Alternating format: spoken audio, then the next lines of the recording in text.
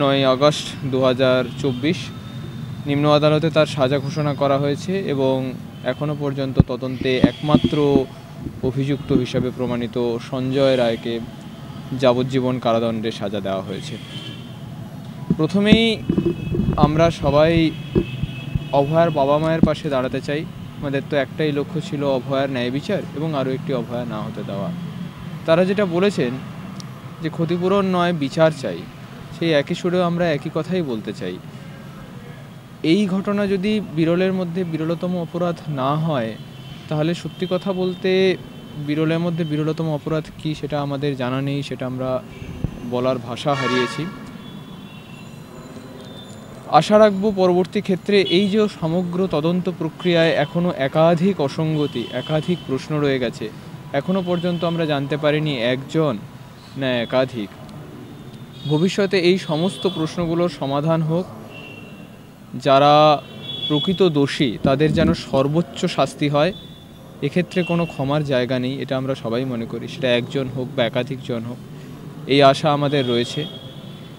আমরা আগেও বলেছি, বিচার যখন প্রহসন, লড়াই তখন আমরণ।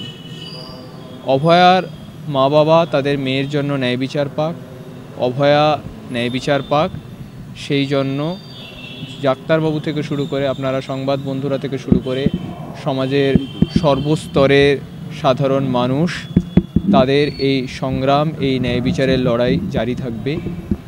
তাই আজকে রায় ঘোষণার দিনে আমরা মেদিনীপুর মেডিকেল কলেজে জুনিয়র ডাক্তারবাবুরা এবং সবাই সাধারণ মানুষকে নিয়ে অভয়াকে স্মরণ করে মোমবাতি প্রজ্বলন করলাম এবং এখানে আমরা সবাই মিলে সেই শপথ আবারও নিলাম, অভয়ার ন্যায় বিচারের, অভয়াকে ন্যায় বিচার এনে দেওয়ার এই লড়াই জারি থাকবে।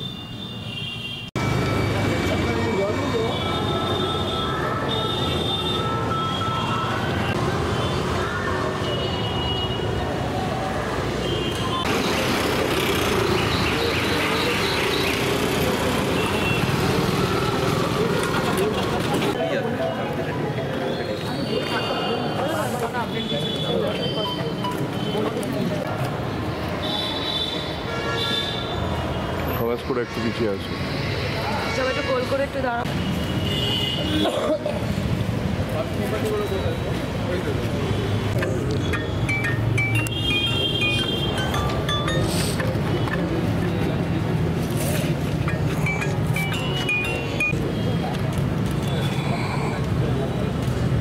ছিল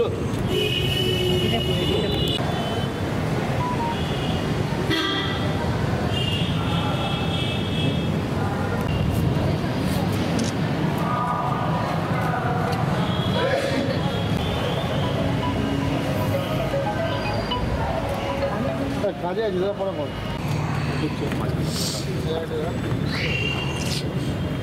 আর তো বাকি আছে বলবো।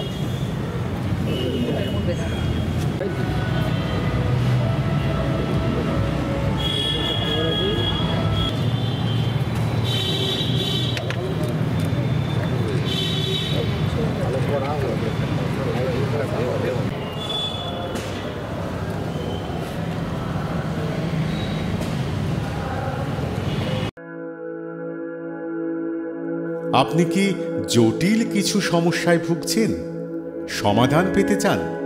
যোগাযোগ করুন প্রখ্যাত জ্যোতিষ ও তান্ত্রিক মনসারাম ভট্টাচার্যের কন্যা মনসা কন্যার সাথে। প্রখ্যাত জ্যোতিষ ও তান্ত্রিক মনসা কন্যা হাওড়া জানবাড়ি ও হাতিবাগানের নিজস্ব মন্দিরেও বসেন।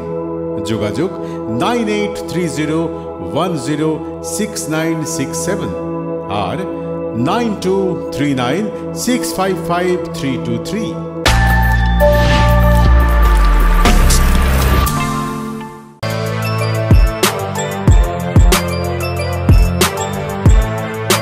এখন অনেক বড় শ্রী লেদার্স হাওড়া ময়দান।